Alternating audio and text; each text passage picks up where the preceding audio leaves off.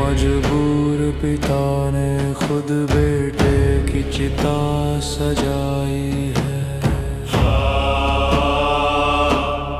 बेटे की चिता सजाई है। सब कुछ लुटा दिया पर वचन न तोड़ा,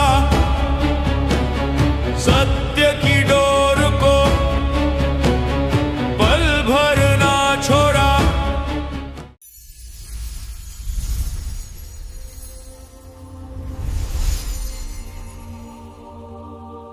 ये कहानी है प्राचीन भारत के महान राजाओं में से एक राजा हरिश्चंद्र जी की, जिनका उद्देश्य था सत्य पर डटे रहना, चाहे परिस्थिति कैसी भी क्यों ना हो। एक दिन उनके बगीचे में एक कोने से अजीब सी आवाज आई और अचानक झाड़ियों के पीछे से एक भारी भरकम जंगली सुअर निकल आया। वो जंगली सुअर राजा के बगीचे में हड़कंप मचाने लगा। अरे ये क्या अनर्थ हो गया, राजा का बगीचा सब कुछ बर्बाद कर देगा ये सुअर।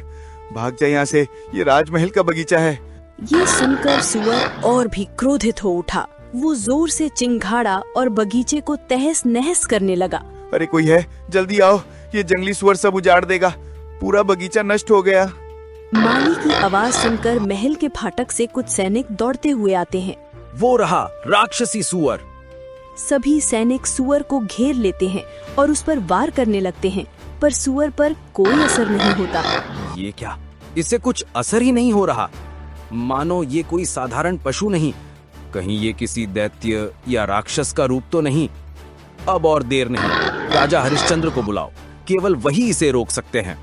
सैनिकों ने तुरंत महल की ओर दौड़ लगाई। वे सीधा राज दरबार में पहुँचे, जहाँ राजा हरिश्चंद्र न्याय सभा में विराजमान थे। हे महाराज, आपके बगीचे में एक भयानक जंगली सुअर घुस आया है। उसने पूरा बगीचा उजाड़ दिया है। हमने तीर चलाए, भाले फेंके, पर उस पर किसी का कोई असर नहीं हुआ। वो जैसे किसी अलौकिक शक्ति से चल रहा हो। क्या कहा तुमने? मेरे बगीचे में ऐसा विनाश? ठीक है, अब मैं स्वयं देखता हूं। सैनिकों, चलो मेरे साथ। आज सत्य और साहस की शक्ति को कोई चुनौती नहीं दे सकता। जैसे ही राजा बगीचे में पहुँचे, सुअर ने उनकी ओर देखा। उसकी आंखें लाल आग की तरह चमक उठी। एक पल को वो ठिठका, फिर अचानक मुड़ा और तेजी से भागने लगा। रुको, तू कौन है जो मेरे राज्य में विनाश मचा रहा है? पर सुअर ने कोई उत्तर नहीं दिया। वो झाड़ियों को रौंदता हुआ बगीचे की दीवार फांदकर जंगल की ओर भाग निकला। राजा ने एक क्षण भी व्यर्थ नहीं किया। उन्होंने अपने घोड़े को ऐड लगाई। घोड़ा बिजली की तरह दौड़ पड़ा। राजा के पीछे सैनिक भी दौड़े, पर हरिश्चंद्र की गति इतनी तेज थी कि कुछ ही देर में वो सब बहुत पीछे रह गए। अब राजा घने जंगल में प्रवेश कर चुके थे। धीरे धीरे जंगल और भी घना होता गया। राजा ने चारों ओर नजर दौड़ाई। चारों ओर सिर्फ घना जंगल, झिंगरों की आवाज और गहरा सन्नाटा। ये क्या रहस्य है? वो सुअर अचानक कहाँ गायब हो गया? तभी कुछ दूरी पर वो सुअर एक तेजस्वी ब्राह्मण के रूप में बदल गया। उनके साथ एक युवक और एक कन्या भी प्रकट हो गए। दोनों विनम्र भाव से उनके पास खड़े थे। अचानक से राजा की दृष्टि उनकी तरफ जाती है और राजा धीरे धीरे उनके पास पहुँचे। अरे महाराज, यहाँ पर एक सुअर आया था, क्या आपने उसे देखा? नहीं राजन, मैंने यहाँ कोई सुअर नहीं देखा। ओह, तो ये तो अजीब है। राजन, अच्छा हुआ आप मुझे यहीं मिल गए। आपसे एक विनम्र निवेदन है। कहिए महाराज, मैं आपकी सेवा में हूँ। ये कन्या अनाथ है और यह युवक इसके योग्य वर। मैं इनके विवाह का संकल्प लिए यहाँ आया हूँ, परंतु दुर्भाग्यवश इसके कन्यादान के लिए कोई तैयार नहीं हो रहा। जी महाराज, मैं आपकी क्या सहायता कर सकता हूँ? अब आप यहाँ हैं, धन्य हैं। आप क्षत्रिय हैं, सत्य के रक्षक हैं। कृपा करके इस कन्या का कन्यादान स्वयं करें। ठीक है महाराज, मैं ये पवित्र कार्य करने को तैयार हूँ। कुछ समय बाद ठीक है, अब इनकी शादी प्रारंभ करते हैं। एक सुंदर विवाह मंच सजाया गया। चारों ओर फूलों की मालाएं, दीपक जल रहे थे। राजा हरिश्चंद्र स्वयं उपस्थित थे। ब्राह्मण मंत्र पढ़ रहे थे। विवाह आरंभ होता है। श्लोकों के गूंज के साथ पूरा विवाह संपन्न होता है। राजन, अब समय है कन्यादान का। राजा ने अपने पास से 7 असरफियां निकालकर कन्या के हाथों में रख दी। लीजिए महाराज, कन्यादान पूर्ण हुआ। ब्राह्मण ने सिक्कों को देखा और क्रोध में भर उठा। ये क्या राजन, तुम जैसे महान राजा होकर केवल 7 असरफियां? क्या यही तुम्हारा दान है? तुम्हें लज्जा नहीं आती? महाराज, मैं यहाँ थोड़ा ही धन लेकर आया था, कृपया रुष्ट ना हो। आप मेरे महल चलिए, वहाँ जितना चाहे ले लीजिए। देख लो राजन, फिर वहां जाकर मुकर मत जाना। अरे नहीं महाराज, सत्य मेरा धर्म है, मैं कभी वचन से नहीं डगमगाऊंगा। अच्छा, तो फिर लिख कर दे दो। क्या लिखूं महाराज? अपना पूरा राज्य मेरे नाम कर दो। ठीक है महाराज। उन्होंने तुरंत अपने अंगरखे से कलम निकाली, एक पत्ते पर अपने हस्ताक्षर किए और उसे ब्राह्मण को सौंप दिया। बहुत अच्छा राजन, अब ये राज्य मेरा हुआ। इस प्रकार राजा हरिश्चंद्र सत्य और वचन के पालन में अपने ही राज्य से हाथ धो बैठे। अब से तुम मेरे गुलाम हो। अब राजा और ब्राह्मण दोनों महल के समीप पहुंचते हैं और सैनिक देखते हैं कि एक ब्राह्मण ने राजा का हाथ पकड़ रखा है। अरे ये क्या, ब्राह्मण ने तो हमारे राजा का हाथ पकड़ रखा है। ये तो मर्यादा के विरुद्ध है।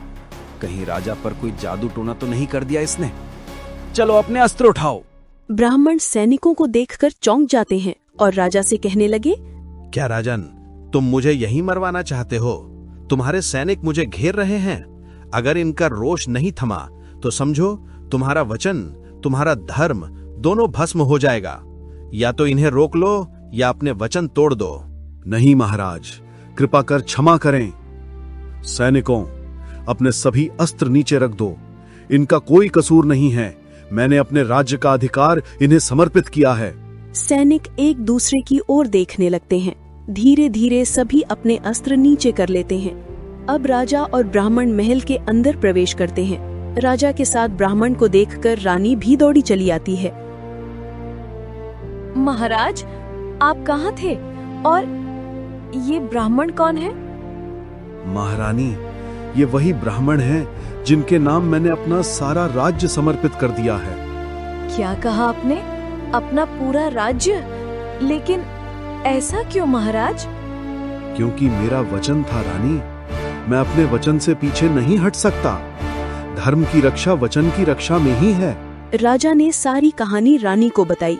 रानी एक पल तक राजा की ओर निहारती रही। राजन, अब तुम्हें मुझे दान की 100 असरफियां देनी होंगी। जी महाराज। लेकिन राजन, तुम दोगे कैसे? ये राज्य तो अब मेरा है। अब या तो अपने वचन से पीछे हट जाओ या स्वीकार करो कि तुम असहाय हो। नहीं महाराज, मैं अपने वचन से पीछे नहीं हटूंगा। अगर मुझे अशर्फियां नहीं मिलती तो मैं उन्हें कमा कर दूंगा। कमा कर दोगे? राजन, तुम अपने पूरे जीवन में भी 100 असरफियां नहीं कमा पाओगे। महाराज, तो मुझे बेच दो और मेरे पूरे परिवार को भी बेच दो, पर मेरा वचन झूठा नहीं होना चाहिए। ये सुनते ही ब्राह्मण मुस्कुराता है और आगे बढ़ते हुए अचानक रानी के बाल पकड़ लेता है। आह, छोड़िए, छोड़ दीजिए मुझे। राजन, छोड़ दो अपना वचन। देखो, तुम्हारी रानी तक को पीड़ा दे रहा हूँ, अब भी नहीं मानोगे? महाराज, अपने वचन से पीछे मत हटना।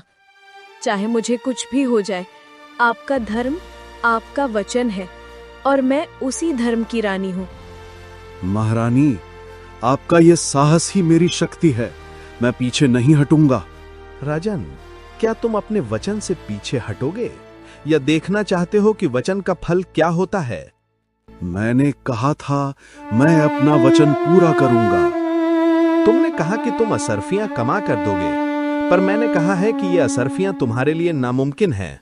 राजन, एक आखिरी बार कहता हूँ, छोड़ दो अपना वचन। तुम बच सकते हो, अब भी समय है। महाराज, अपने वचन से मत हटना। ये कपने का खेल नहीं है, ये आपकी आत्मा का सवाल है। महाराज, मेरा वचन मेरा शिल्प है, मैं पीछे नहीं हटूंगा। ठीक है, मैं भी देखता हूँ कि 100 असरफी कैसे कमाओगे। अब राजा ब्राह्मण को 100 असरफी कमा कर देने का निर्णय करता है और अपनी पत्नी और बच्चे रोहतास के साथ काशी में निकल जाता है और वहाँ हरहीरा नाम के बनिए के साथ अपने परिवार का सौदा करता है। हीरालाल जी, मुझे आपके साथ एक सौदा करना है। इस सौदे के बदले मुझे कुछ अशर्फियां चाहिए। राजन, तुम्हारे पास क्या है जिसके बदल में मैं अशर्फिया दूं?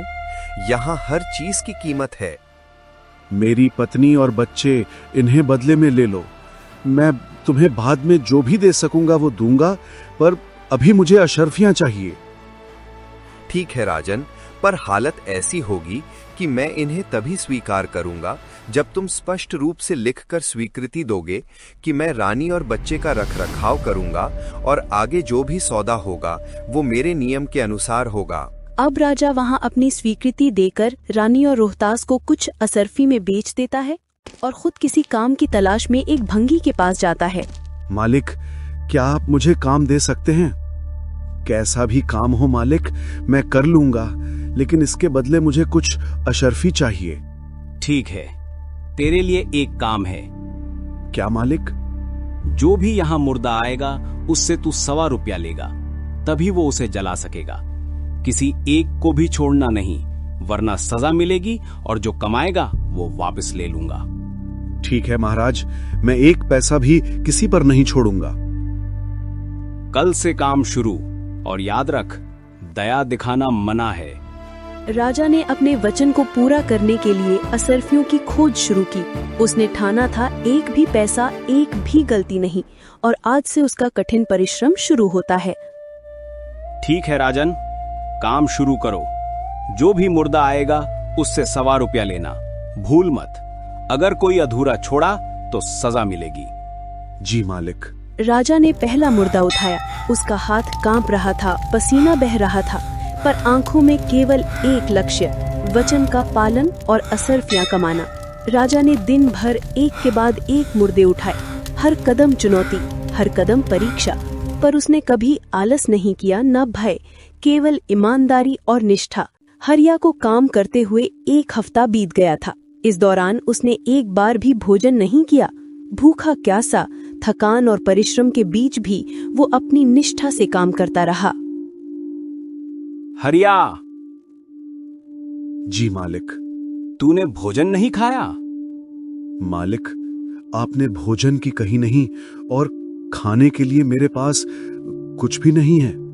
भूख और थकान के बावजूद हरिया ने अपनी सच्चाई बताई। उसका ध्यान केवल काम और वचन पर था, स्वयं की भलाई पर नहीं। अरे, मेरी भूल पड़ गई।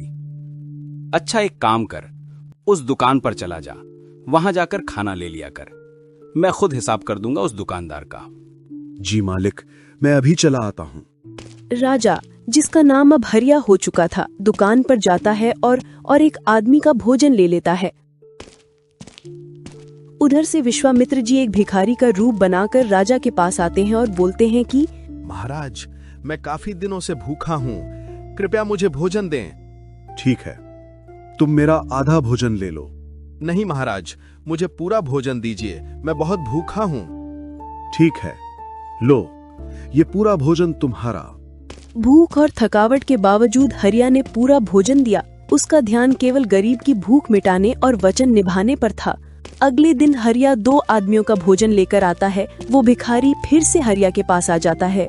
महाराज, कृपया हमें भोजन दें, हम गरीब हैं, हमारे पास कुछ भी नहीं। आज मैंने ज्यादा भोजन लिया है, आधा तुम ले लो और आधा मैं खा लूंगा। नहीं महाराज, मुझे पूरा दीजिए, मैं बहुत भूखा हूँ। ठीक है, ये लो, पूरा भोजन तुम्हारा। इस तरह 15 दिन बीत गए। हरिया ने अपने लिए एक भी रोटी नहीं खाई। उसकी भूख और थकान बढ़ती गई, पर उसकी आत्मा और निष्ठा अडिग रही। एक दिन रानी कुएं पर पानी भरने आती है, तो वहीं पर राजा अपना काम कर रहा था। रानी ने पानी भरा और घड़ा उठाने लगी, परंतु घड़ा भारी होने के कारण उठ नहीं सका। तो रानी ने राजा से कहा, महाराज, ये घड़ा जरा उठा दीजिए, बहुत भारी है। रानी, तुम भी कमाल करती हो। एक ब्राह्मण के घड़े को एक भंगी कैसे हाथ लगा सकता है, ये मेरे बस का नहीं। तू अपने आप उठा ले। ऐसे देखते देखते 1 महीना बीत जाता है। उसके बाद दोनों में से किसी की मुलाकात नहीं होती है। समय की चाल बड़ी विचित्र होती है। जो कभी राजा था, आज भंगी के वेश में है, और जो कभी राजमहल की रानी थी, आज एक ब्राह्मण के घर नौकरानी बनकर जीवन बिता रही है। इन्हीं दोनों का पुत्र था रोहतास, मासूम, सरल और अपनी माँ का सहारा। पर विधि को शायद ये सुख भी मंजूर नहीं था। एक दिन रोहतास अपनी माँ के लिए फूल तोड़ रहा था। आज माँ के लिए सबसे सुंदर फूल ले जाऊंगा, वो खुश हो जाएंगी। अचानक विश्वामित्र सर्प का रूप बनाकर रोहतास को काट लेता है। आह, आह, ओह, बचाओ। बाबूजी, क्या हुआ? ओ राम, सर्प ने काट लिया। माली जी, मेरी माँ को मत बताना, वो पहले से ही बहुत दुखी हैं। बस पंडित जी को बता देना जल्दी। नहीं बाबूजी, मैं अभी पंडित जी को बुलाता हूँ। माली घबराते हुए पंडित जी के पास पहुंचता है। अरे पंडित जी, अनर्थ हो गया, अनर्थ हो गया। क्या हुआ माली? वो रोहतास को सर्प ने काट लिया है, बगीचे में पड़ा है। ये सुनते ही हीरालाल पंडित भाग कर जाते हैं और पीछे से उस लड़के की माँ भी ये बात सुन लेती है और घबराकर अपने बेटे को बचाने के लिए दौड़ती है। हे भगवान, मेरा बच्चा।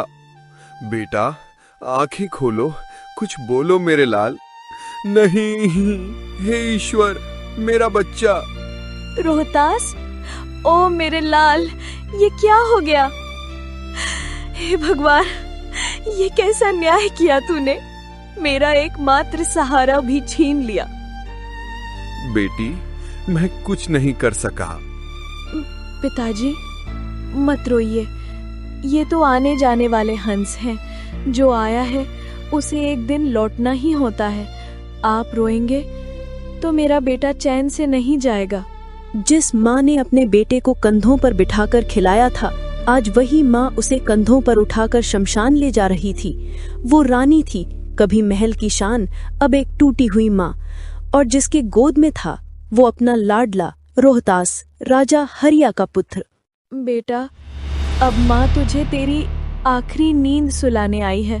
रानी अब पुत्र को अग्नि देने के लिए इधर उधर से लकड़ियां इकट्ठी करने लगती है। तभी राजा हरिया आता दिखाई देता है।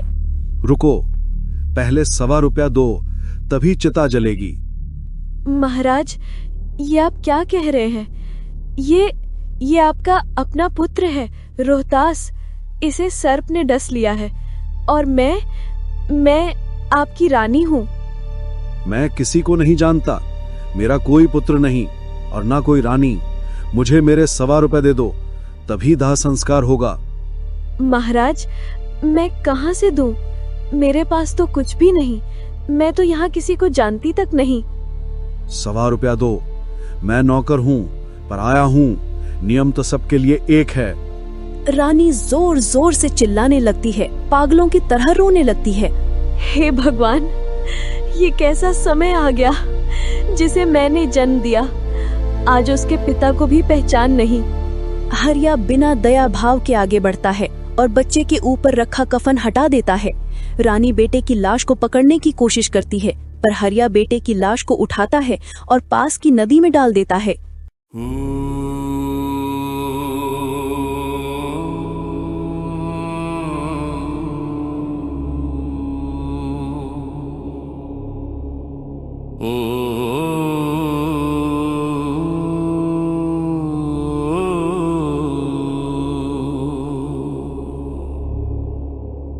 बच्चन की लाज रखने को जिसने राजपाट सबवारा, इतिहास गवाह है उस राजा का जिसने धर्म कभी ना हारा, सत्य को जिसने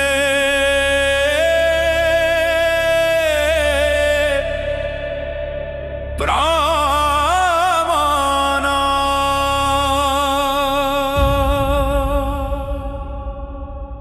सत्य की कीमत देखो यारो, कैसी यहाँ चुकाई है।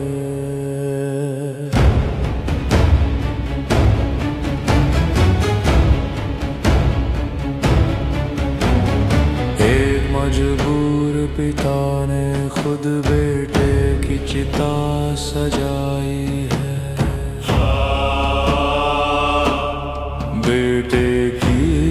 चिता सजाई है। सब कुछ लुटा दिया पर वचन न तोड़ा, सत्य की डोर को पल भर ना छोड़ा। जिसके तप के आगे देखो झुका ये आसमान है, परीक्षा लेने स्वयं खड़े वहां भगवान है। अरे कलेजा फट गया धरती का, अंबर भी रोया होगा जब कफन का टुकड़ा राजा ने रानी से मांगा होगा। उस दान को देख के दुनिया आज तलक घबराई है।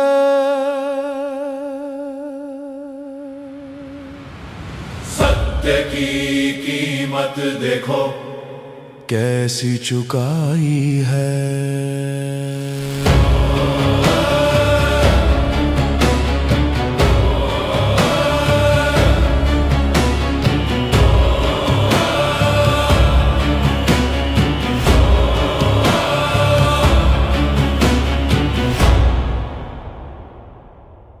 हे भगवान, मेरा क्या कसूर था?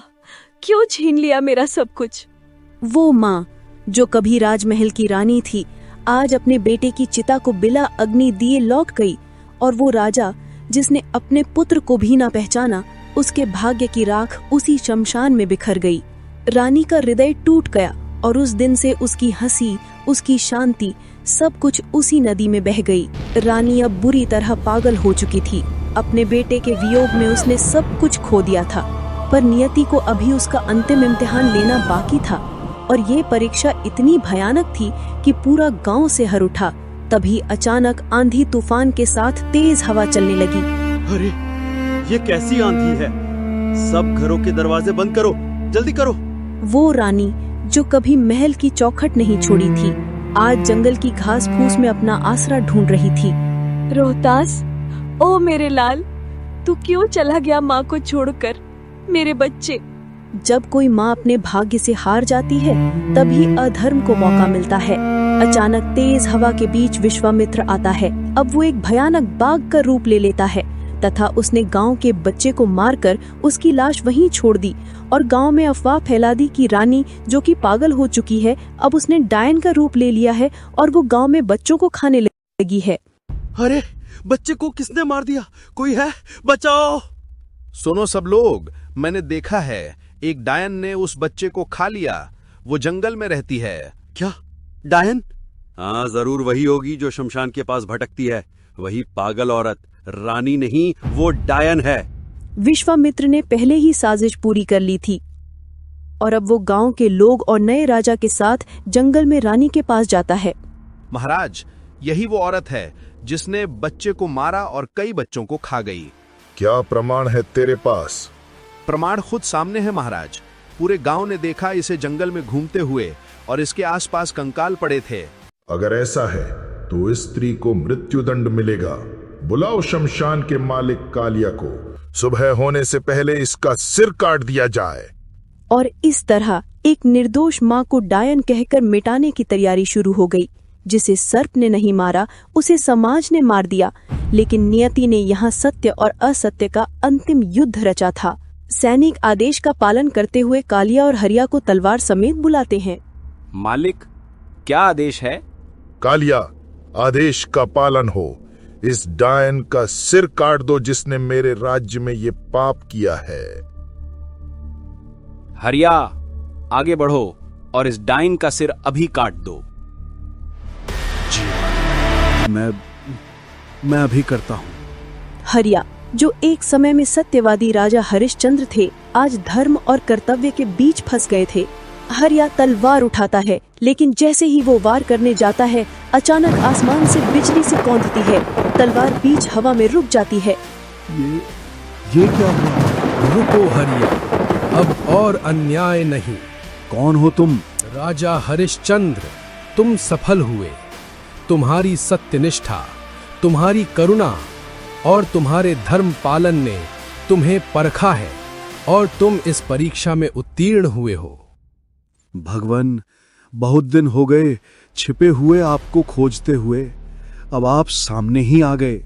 मांगो राजन, जो तुम्हें चाहिए, आज तुम्हें वरदान प्राप्त होगा। भगवान, आपके दर्शन हो गए, इससे बढ़कर और क्या मांगूं? कुछ तो मांगो राजन, यह तुम्हारा हक है। ठीक है प्रभु, तो एक वचन दीजिए, जो मैं मांगूंगा उसे आप अस्वीकार नहीं करेंगे। वचन देता हूं राजन, मांगो।